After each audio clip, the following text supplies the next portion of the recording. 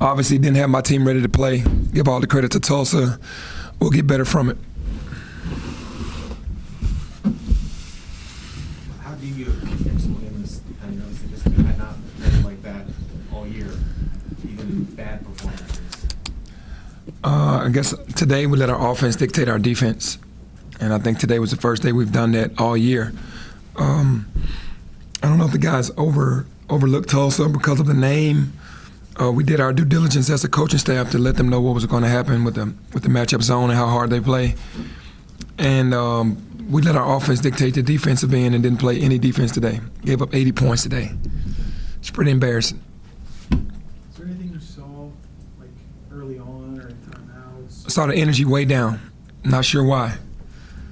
Just kept trying to urge guys in the huddle to get the energy up. And you can't go on the road. This team is 4-1 in conference, and this was a big game for them on national TV.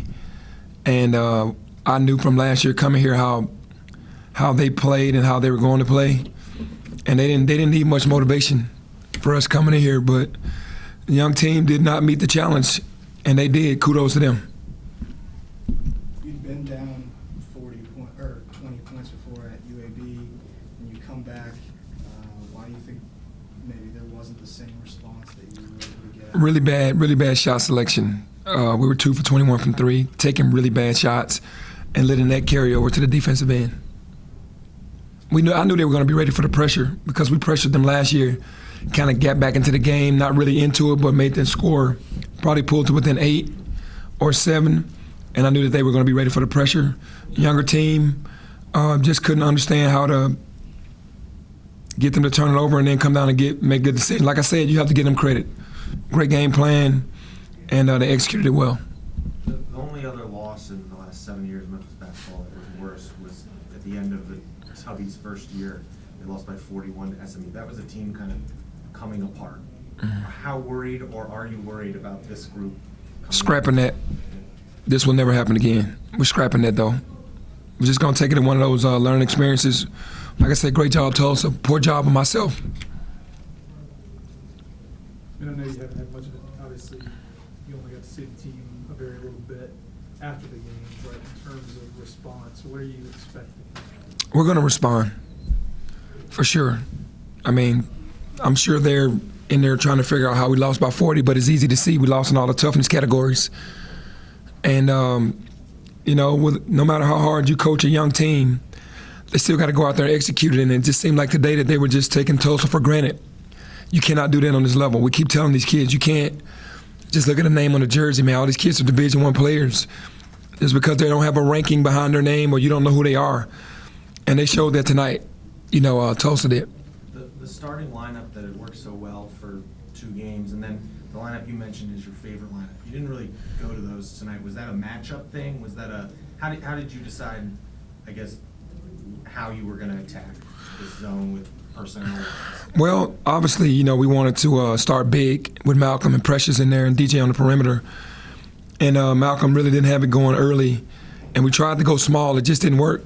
They packed the zone in, was very active, and we threw careless passes, and they got out in transition. So nothing really worked. I could just tell that the energy was down. And like I said, I keep saying the offense dictated our defense tonight for the first time all year.